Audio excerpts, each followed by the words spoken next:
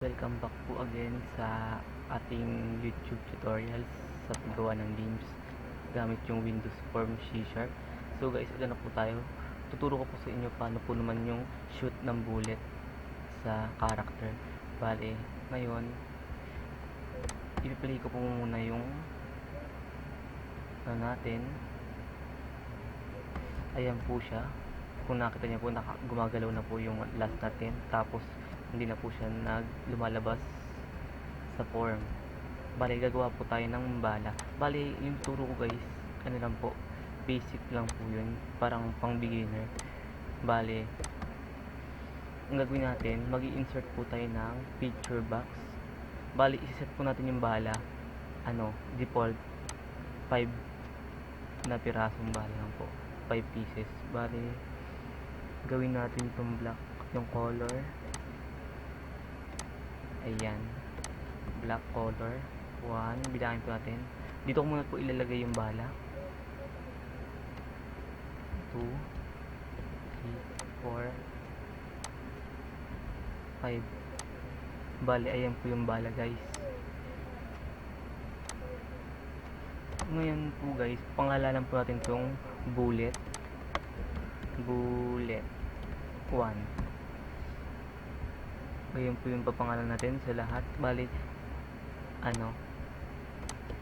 pangalanan natin siya 2 hanggang 5. Bali, yung maganda po dito guys, makikita niyo po muna paano po yung logic lang po yung pinapakita ko. Paano po yung paano po siya mapagana. Bali, yan. Pero dapat kasi guys, yung totoong coding dito, wala po talaga to. Bali, on the spot, wala po to. Iko-codes po natin to para magkaroon sa form. Pero gagawin natin, i-display na po natin dito agad para makita niya po yung paano po nangyayari. So ayan guys. Bali ngayon guys, dahil nakagawa na po tayo ng bullet dito, gagawa naman po tayo ng update. Parang sa lang po, nilang kopyahin ko, copy, tapos dito update. Parang sa Unity mayroon dong update. Bali, dito sa update na to, dito lahat mangyayari yung mga galaw ng mga characters, mga movements po nila, pati yung kalaban, bala, ayun po yun, dito po mangyayari lahat yun. Kaya kailangan ito always true. Ito naman po false, pero movement po kasi natin to na-stop yung character pag di natin gumalaw, kaya ayun po yun. Kasi ito naman all in one po, lahat sila nagalaw. Bali yun, ngayon i-run po natin to dito. Tapos ito ilalagay ko lang po siya dito sa taas para makita niya po yung sunod ng coding. Bali dito po natin siya ilalagay. Dito lang po natin ilalagay. Ididikit ko lang po sa timer. Bali pinagsasama ko po lahat ng timer. Ito yung timer na movement timer sa baba ng update. So ayan guys, bali gagawin natin, kasi nga gagawa tayo ng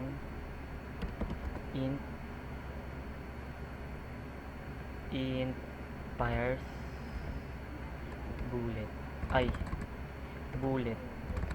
count bullet, tapos equals 0, yung default value po ng bullets. Bali on the spot po ko ito po ginagawa guys, kaya nahihirapan po ako. So yan po, on the spot. Bali, ayan, kapag nag-counts po tayo, kapag nagpindot po tayo ng space, magiging 1 dapat siya. Bali, dito tayo sa on key down, if e.key code equals keys dot space. Ayan, tapos automatic igagawin po natin ganito, increment po natin nag 1.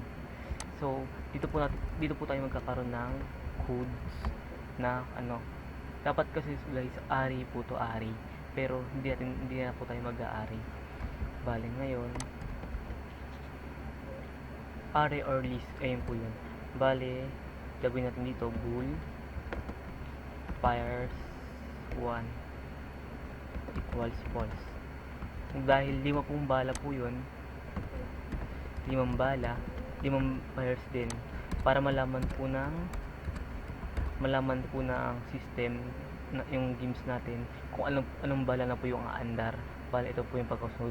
Bali dapat for loop, mga ganun ari, iba for loop natin, pero iniisa-isa ko lang po guys. Bali yan. Tapos if count is equals to 1, ayan po yun siya guys. Okay, wala po siyang error. Ito po magto-true, bali aandar na po siya yung balang number 1.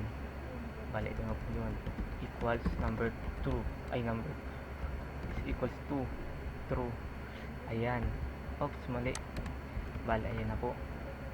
Kung i-run po natin yan guys, nagpindot po tayo space, hindi pa po siya gagana. Bali magko-codes na po tayo dito sa ating updates. Yan, dito sa updates. Bali ang gagawin natin,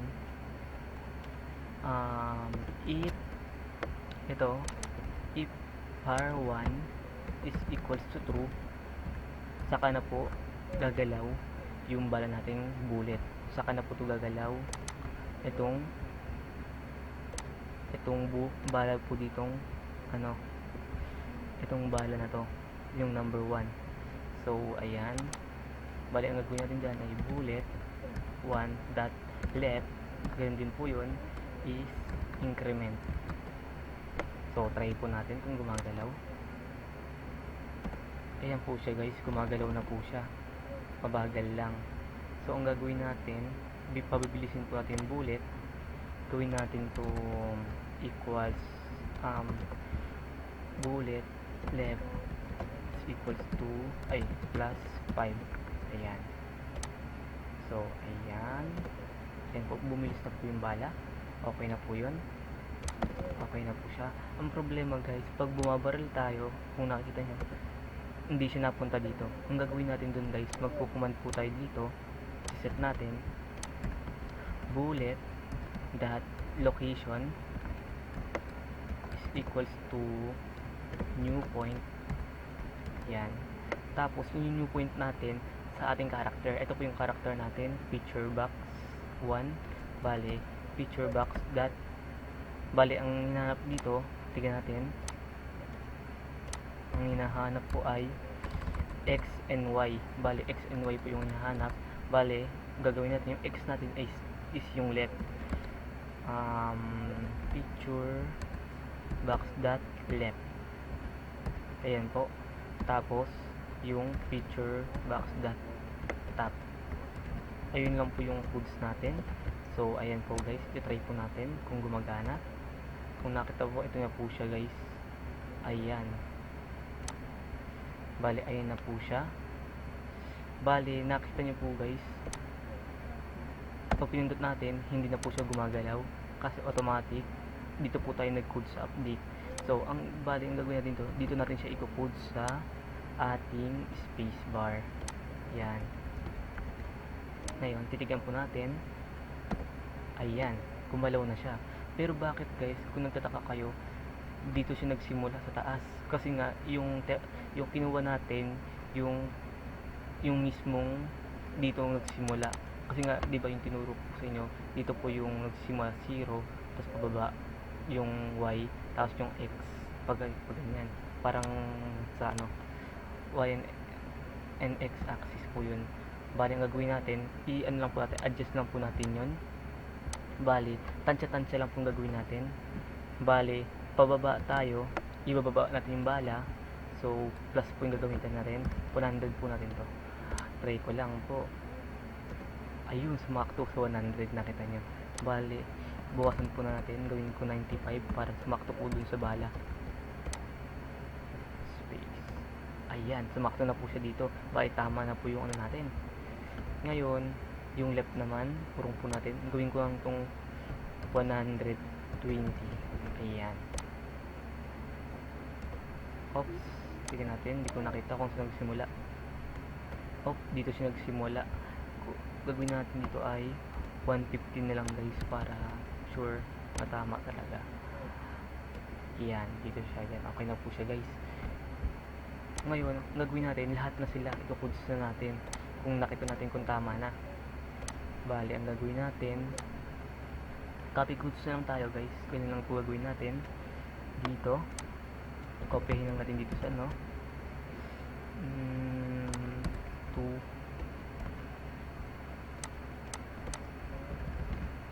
2 okay na siya guys. Tapos urong lang natin para yung codes is ano lang.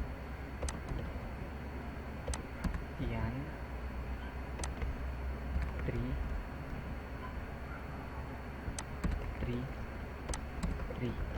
yan po siya guys. Bali dito R4 na po tayo. 4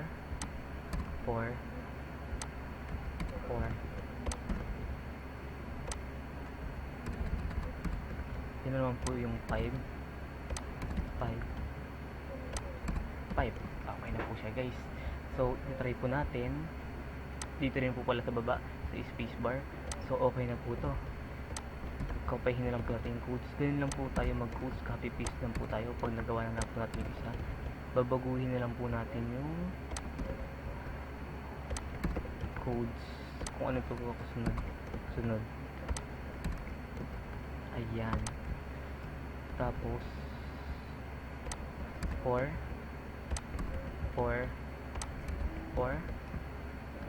tapos ito ay 5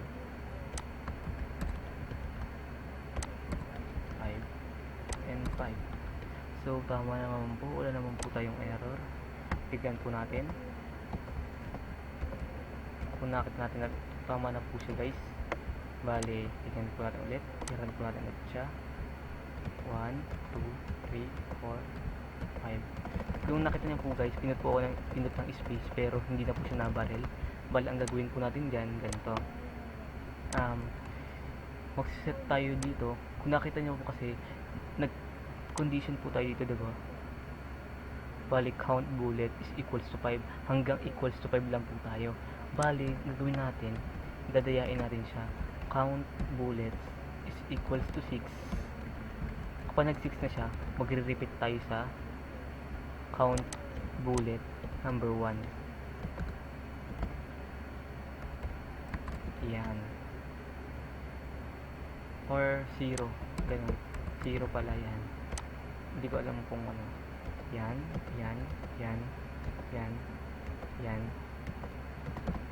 Yun. Bali, 1 nga talaga guys. 1 siya. Ayan. Okay na. Bali, nakakabaril na tayo ng bala. Kaso, kapag tuloy-tuloy yung space natin, di ba po guys? Bali, hanggang dyan lang yung bala. Ang gagawin natin guys, para walang bug, bibilisan na lang po natin yung bala natin. Ganito gagawin natin dyan guys. Dagdagan na lang natin ng speed hanggang hindi na umabot yung bala natin. Ganyan lang po yung ginagawa ko para yan. Tignan natin. Yan guys, okay na siya guys. Diba? Hindi na siya halata kung bumabaril-baril tayo. Ayan. Ayan po guys, thank you po sa panonood. Abangan nyo po yung next tutorial ko po guys. Bali, yung paano po mag-interact yung dalawang yung bala sa kalaban. Magkakaroon na tayo ng kalaban. Basta ayun po guys. Thank you po sa panonood.